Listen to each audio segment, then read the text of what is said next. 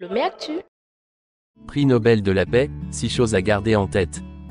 Chaque année, le prix Nobel de la paix capte l'attention du monde entier en récompensant des individus et des groupes qui ont apporté une contribution exceptionnelle à la promotion de la paix mondiale. L'annonce du lauréat est un moment attendu, car elle met en lumière des personnalités marquantes et des causes cruciales. Alors que nous nous préparons à connaître le lauréat de l'édition 2023, nous vous présentons 6 points essentiels à garder en tête pour mieux comprendre l'importance de ce prestigieux prix et son impact sur le monde. Le lauréat du prix Nobel de la paix 2023 sera annoncé le 6 octobre à Oslo. Voici comment fonctionne ce prestigieux prix.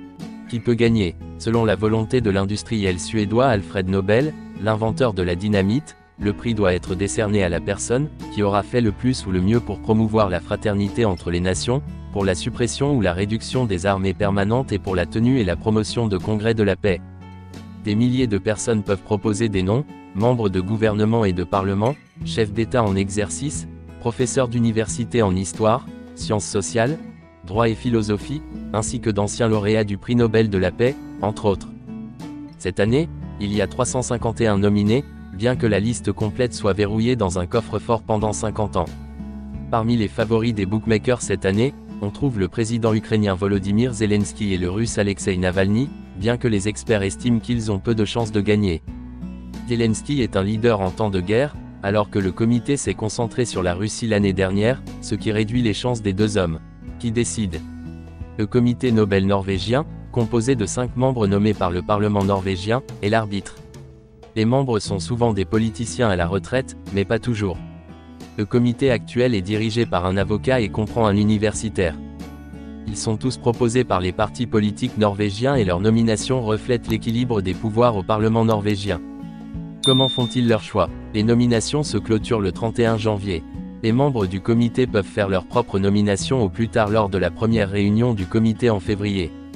Ils discutent de toutes les nominations, puis établissent une liste restreinte. Chaque candidat est ensuite évalué et examiné par un groupe de conseillers permanents et d'autres experts. Le comité se réunit environ une fois par mois pour discuter des nominations. Ils prennent généralement leurs décisions lors de la réunion finale du comité, qui a tendance à avoir lieu au début du mois d'octobre. Le comité recherche un consensus pour sa sélection.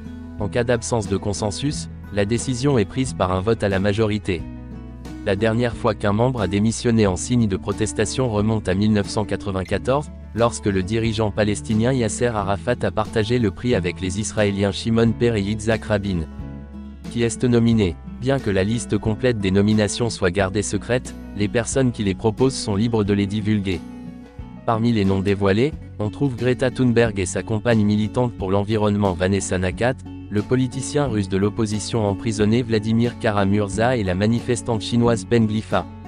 Les experts qui suivent le prix estiment que le lauréat de cette année pourrait mettre en lumière les défenseurs des droits de l'homme en cette année marquant le 75e anniversaire de la Déclaration universelle des droits de l'homme.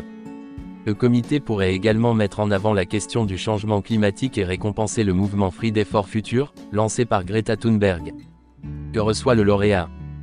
Une médaille, un diplôme, près d'1 million de dollars, environ 600 millions de FCFA et une attention mondiale immédiate.